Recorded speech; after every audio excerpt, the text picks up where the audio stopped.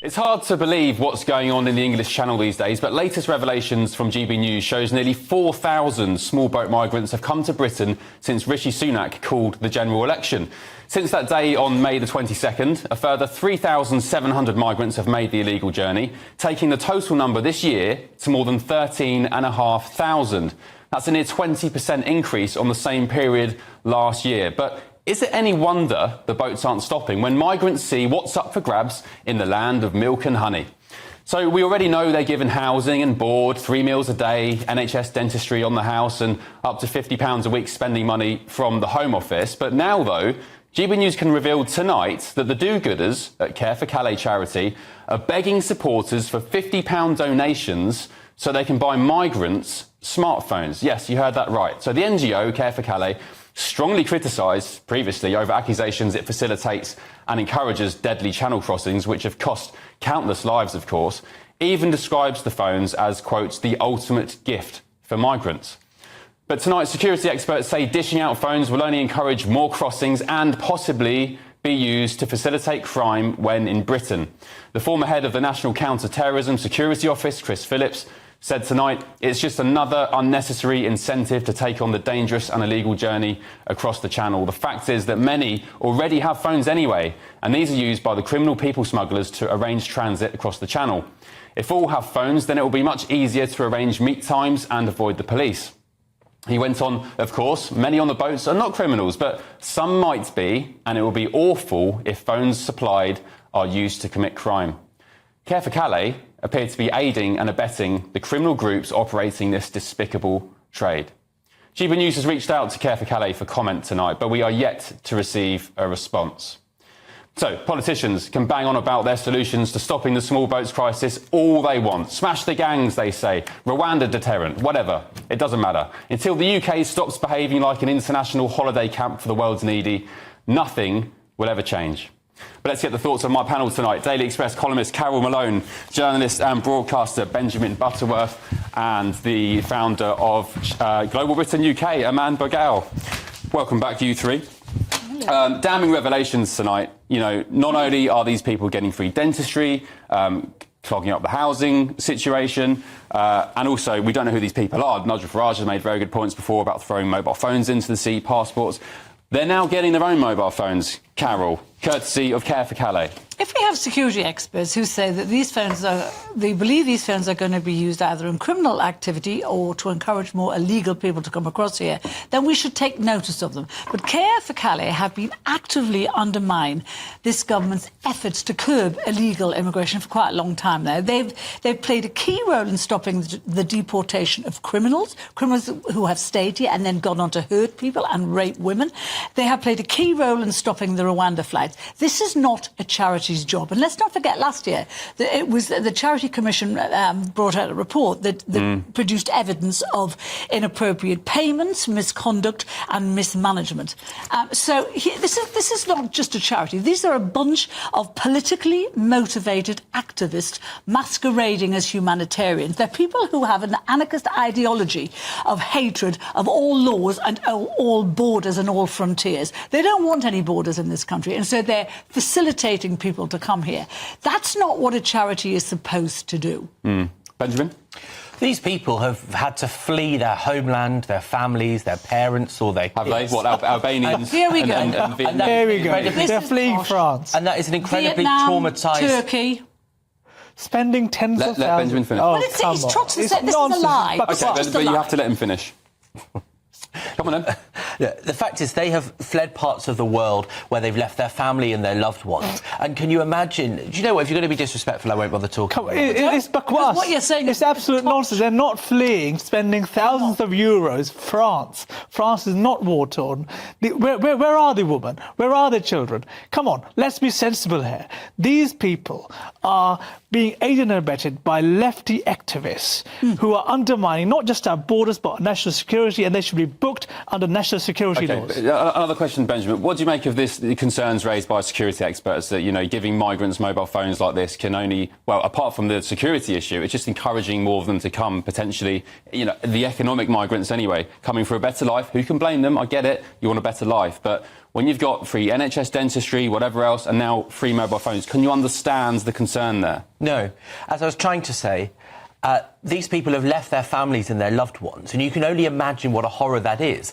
And I think it is deeply unkind and inhumane to oppose them having something that could mean they could have contact, with their elderly parents or their kids on the other side of the world. And that's what a mobile phone means. In this day and age, it's the 21st century, a smartphone is a human right. Access to the internet is a human right because you can't function without it. They set off with a smartphone, but they dump it before they get here because it helps identify them. You know that.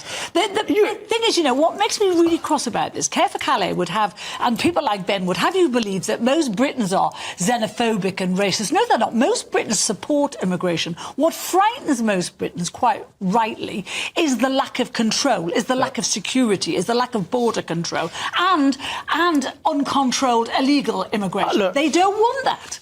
I would argue, look, I came to this country as a legal migrant at the age of 8. And every single channel migrant, illegal dinghy-wala, is a slap in the face of every single legal migrant, like myself, who jumped through hoops to do the right thing to make this great country our home.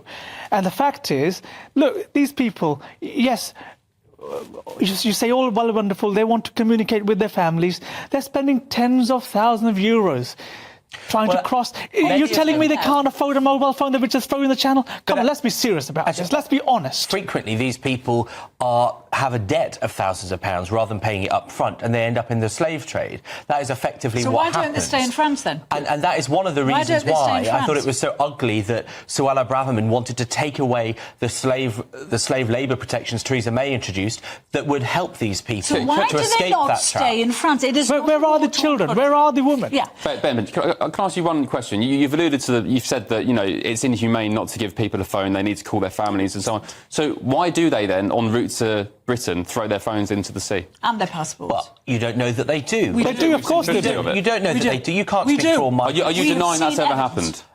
We've got footage. Nigel Farage has shared footage before of that happening in the Channel. So if they need a phone so desperately, why are they throwing that away? Clearly, they want to have a use of phones. That's why a charity that helps some of the most vulnerable people but you haven't is answered doing the question. that. Well, look, I mean, how do I know if some people have ever thrown a phone away? Clearly, it's plausible. But the fact is that I think they have a right to have something like that. It's a human right, and it means that they... No, it's not a human right to have a phone. In a horrible situation. What a silly... OK, let's...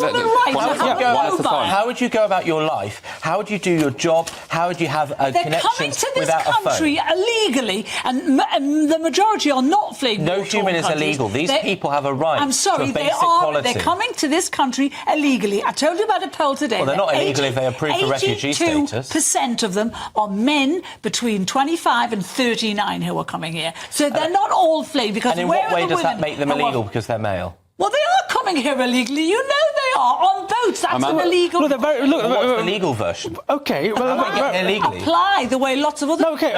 Listen, it's a very simple question that the British people want to ask people like Ben, and that is, well, where do you draw the line? Do you open it up for 800 million self-certified refugees from around the world? Yep. Is that where you draw the line? Why is one refugee who's taking the help of serious organised criminal gangs in France, their life is worth more than someone in sub-Saharan Africa or in Afghanistan? Well, where do you draw the line? Well, Afghanistan is one of the countries many of these people come from. It's one of the top countries they've fled from. So that doesn't make any sense, does it? If having a mobile phone is a human right, why aren't we giving out free mobile phones to people in this country who live in this country who can't afford to have one? I think generally the concern is around Care for Calais because, Carol, you've alluded to it before. The former the founder, Claire Mosley, names in a charity commission report. And let's say what she did. Year. 340 grand was paid into her personal account from the charity. She said it was to repay bills that she had personally paid. That was what she said. But soon after that, the board in its entirety was replaced and new trustees were put in place. She was investigated for many things. She was investigated. By, guess who she was investigated by? Her own sister. Exactly. Also, she had an affair with a Tunisian migrant. It's not just Care for Calais. It's this general consensus that around the world, it's these NGOs who are funded by nefarious groups groups who are facilitating these crossings. My family are Greek. It happened in Lesvos in the Aegean Sea. All these NGOs escorting small boats and lifeboats, and all they're doing, it's argued, I mean, I'd argue it, no problem, they're just encouraging death in the Mediterranean, Indeed. death in the Channel. Well, look, I would argue that this is a threat to national security. Yeah. Any crossing that is of unvetted people, without any background checks, we just simply do not know who is coming into the country via this route. So that'll be why you're trying to be an MP for the party that's let 800 of them in a day. Well, that's why I've been campaigning against How does it. that make any sense? You're the one putting in power the people that have let this happen. On the contrary, I've been campaigning I don't think against... anyone else here did. I've been campaigning against all this for a very long time, Ben. I've been saying this only... He's got a point. No, not on the contrary. I've been saying... terrible. Oh, I'm going to go and vote for the people that Not are at all. doing it. That I've been makes saying sense. from day one that the only way this stops is that you pick up every single one safely in the middle of the channel. The French are escorting it to our side of the English Channel. Go and drop them back on the French coast. That's the only way it stops. The fact of the matter is, if a nation isn't in control of its borders, it can't implement any immigration policy at all. And we are now not in control of our borders. OK, Carol, Benjamin, Aman, thank you very much.